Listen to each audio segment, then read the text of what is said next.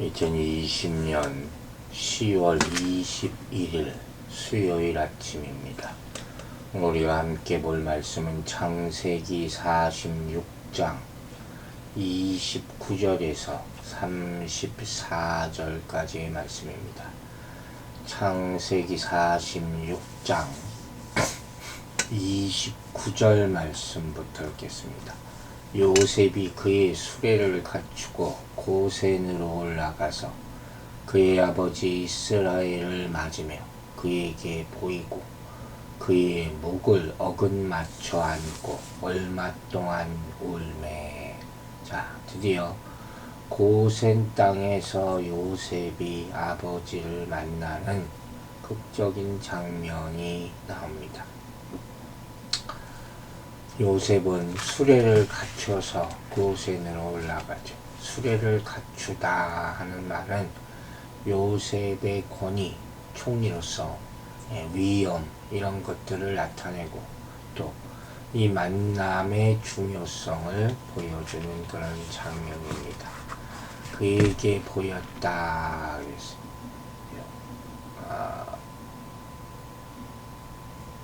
요셉의 지금 애굽에서의 위치를 드러내죠. 보통 이런 말은 하나님이 사람에게 나타날 때 보이셨다 이런 표현으로도 많이 등장하는 말이에요. 그러니까 지금 요셉의 권세, 품이 얼마나 압도적이고 대단한가 하는 것을 지금 상상하게 하는 그런 말씀이고, 이런 모습 때문에 요셉이 오래전에 꾸었던 두 번째 꿈 37장에 나오는 그 꿈이 이제 가시적으로 실현되는 그런 것을 나타내기도 하는 광경입니다. 아마도 야곱도 이 광경을 보면서 옛날 들었던 요셉의 꿈을 기억했을 수도 있어요. 자, 이거 보세요. 자, 이렇듯 하나님은 우리가 인생에서 겪는 삶의 역경 가운데서도 그분이 주신 약속을 이뤄 가십니다. 우리가 당하는 현재의 고난은 장차 나타날 영광과 비교할 수 없다. 로마서 8장 18절에서 얘기하지 않습니까? 야곱과 요셉이 겪었던 고난과 아픔은 이제 하나님의 섭리 가운데서 기쁨으로 변하게 되는 것입니다. 그래서 우리도 환난 중에 즐거워하며 인내할 수 있는 것입니다. 이들은 서로 목을 끌어안고 뜨거운 눈물을 흘렸다고 나와 있어요. 참, 지금 과거에 있었던 일이 뭐가 문제가 있겠습니까? 오로지 사랑하는 아들과 아버지의 감격적인 만남. 정말 이산가족 상봉이에요. 그런 만남의 모습이 나타나고 있죠. 30절입니다. 이스라엘이 요셉에게 이르되 내가 지금까지 살아있고 내가 내 얼굴을 보았으니 지금 죽어도 족하더라. 충분히 이런 말을 할 만합니다. 더할 나위 없는 감동의 말을 전하는 것이죠. 내가 내 얼굴을 보았으니 지금 죽어도 족하다. 요셉을 잃었을 때, 그가 죽었다는 소식을 들었을 때 슬피 울며 음부로 내려갈 것이다 이렇게 탄색했잖아요. 이제는 죽음도 두렵지 않다 할 만큼 큰 기쁨을 나타내고 있는 것이죠. 야곱은 죽은 줄 알았던 아들 요셉을 이렇게 다시 만나고 얼마나 그 아들을 보고 싶어하고 그리워했는지 표현하고 있는 것이죠. 야곱은 아들이 살아있을 뿐 아니라 애굽의 총리가 된 사실까지 알고 정말로 기쁘기도 하고 그 고난 가운데 어떻게 이렇게 자랐을까 미안하기도 하고 또 감사하기도 하고 온갖 감정이 지금 막 교차하는 그런 상황일 거예요. 또 요셉은 아들에게 아버지라는 존재가 얼마나 큽니까? 그 그리움의 대상이죠. 그는 특별한 사랑을 또 어렸을 때 받았었기 때문에 그 기억을 간직하면서 그 힘으로 삶을 지킬 수 있었을 것이라는 생각도 듭니다. 그리고 이제 진짜 아버지를 보게 됐어요. 아버지를 섬기고 그 은혜에 보답할 수 있는 때가 온 것이죠. 스스로도 대견스럽고 자랑스럽고 그러게도 했을 것입니다. 이와 같은 거예요. 하나님께서 아들을 이 땅에 내어주셨을 때 이 땅으로부터 거부받고 버림받은 그런 아들을 하늘에서 다시 만났을 때 그 감격 또한 이것에 비할 바가 없을 겁니다. 죽기까지 순종하는 그런 아들의 모습을 보는 그런 아버지, 아픔과 함께 자랑스러움이 있겠죠. 이 모든 광경이 천국에서 우리가 경험해야 될 그런 아름다운 재회의 모습, 그것을 미리 성경에서 보여주는 그런 장면이라고 할 수 있는 것입니다. 자, 이렇게 야곱과 요셉의 재회는 요셉의 꿈이 이루어진 것이고 또 이스라엘 민족을 이룰 12지파가 완성된 것을 의미한다고 할 수 있습니다. 그러므로 지금 이 자리에서 이들이 흘린 눈물은 그동안의 아픔을 씻어내는 눈물일 뿐만 아니라 하나님의 인도하심에 기뻐하는 그런 눈물이라 할 수 있는 거예요. 여러분은 고난 가운데서 무엇으로 힘을 얻습니까? 잘 될 거라는 막연한 희망으로 그냥 하루하루 살아갑니다. 하지만 우리 믿는 사람들이 갖는 소망이라는 것은 절대 막연하지 않아요. 우리 소망은 현재 하나님이 함께 하심으로 얻을 수 있는 확신이라는 사실을 믿으시기 바랍니다.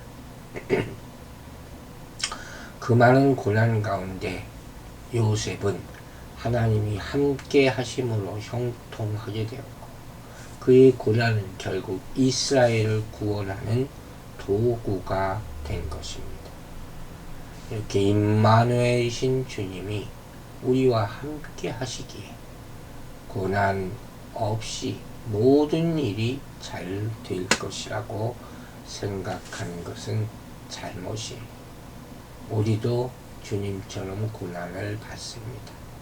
그리고 그 후에 영광에 참여하게 될 것을 믿으시기 바랍니다.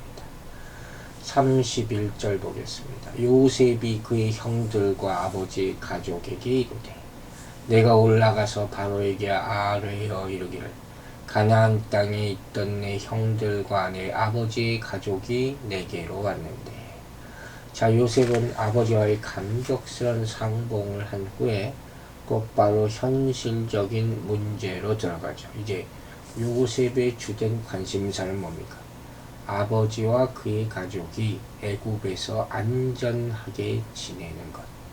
그게 더 중요하죠. 잠깐의 만남보다. 바로의 승인하에 요셉의 가족들이 평화롭게 이주하도록 하는 것이에요. 그래서 이제 바로에게 가족들이 다 도착해서 고센 땅에 있다 이렇게 보고를 하는 겁니다. 32절 보겠습니다. 그들은 목자들이라 목축하는 사람들이므로 그들의 양과 소와 모든 소유를 이끌고 왔나이다 하리니. 바로는 요셉의 형제들에게 말합니다. 너희의 기구를 아끼지 말라. 온 애굽 땅에 좋은 것이 너희 것임이니라. 45장에서 이미 이렇게 말한 바 있죠. 그렇지만 야곱의 가족은 가나안 땅에서 얻은 모든 소유를 가지고 왔어요. 특히 여기서 눈여겨볼 것은 가축들이죠.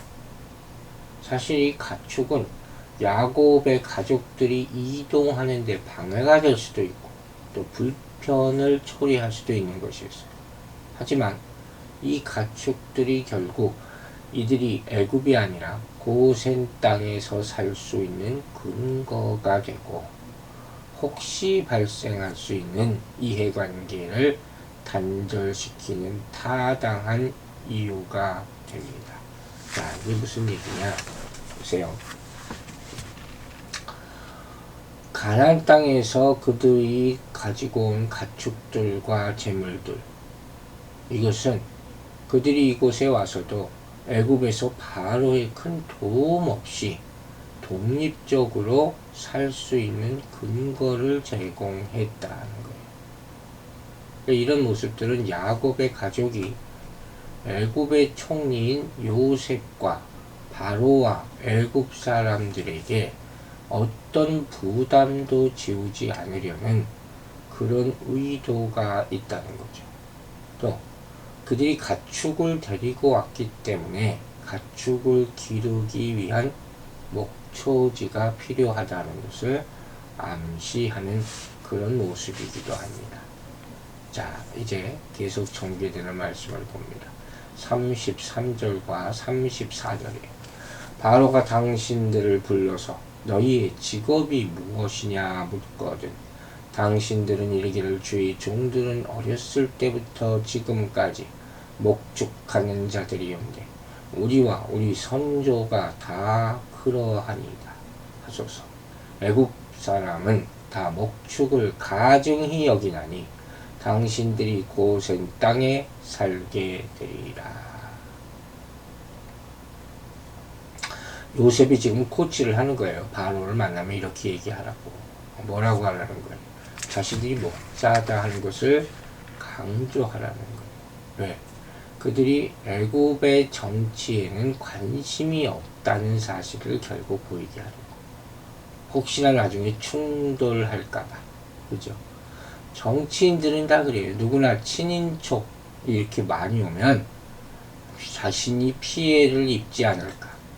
자리가 불안해지지 않을까. 이거 걱정한단 말이에요. 요셉이 자신의 가족들을 지금 총리에 있으니까 요직에 등용시키지 않을까 하는 의혹을 품을 수가 있다는 거예요. 그러니까 요셉이 이런 다 계획을 가지고 있었던 거죠. 바로와 신하들이 혹시 그런 의혹을 품을 가능성을 사전에 다 차단하는 거예요. 그래서 요셉은 애굽 사람들이 목축을 가증히 여긴다 이렇게 말해줘요. 가증하다가 혐오스럽게 여긴다는 것이죠. 애굽인들은 목축을 좋아하지 않았어요. 두 가지 가능성을 대두할 수 있는데 첫째는 정착민과 유목민 사이 이질감이라는 요소죠.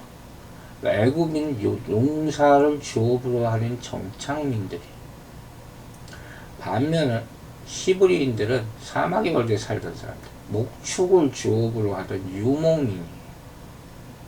이 정착민들은 보통 유목민들을 불신하고 두려워하는 경향이 있었다는 거예요. 둘째는 종교적인 이유가 있죠. 애굽인들은 소를 신성시합니다. 그러나 히브리인들은 소를 잡아 제사드리죠. 이런 모습을 애굽인들은 용납하지 못했다는 거예요. 결국 요셉의 가족들이 고센 땅에서 가축을 돌보며 목축하는 것은 정치적인 면에서도 종교적인 면에서도 경제적인 면에서도 장차 애굽 사람들과 갈등을 일으킬 수 있었기 때문에 이렇게 요셉은 애굽이 아니라 고센 땅에서 가족들을 머물게 하는 것입니다. 그런 계획과 배려가 있는 것이죠. 또 고센 땅은 아무래도 애굽 문화의 영향을 비교적 덜 받겠죠. 그 안에 완전히 들어가 사는 것보다. 이렇게 하나님은 이스라엘 가족을 가나안에서 나오게 하심으로써 가나안 족속과 섞일 위험에서 벗어나게 하시고 또한 애굽으로부터도 보호하시는 그런 모습도 볼 수가 있습니다. 자, 어쨌든 간 중요한 것이 있습니다. 이스라엘 자손들은 애굽에 있더라도 하나님의 백성이라는 거죠. 어디 있더라도 하나님의 백성. 우리도 마찬가지. 이 땅에 미사국 땅에 살지만 하나님의 백성이에요.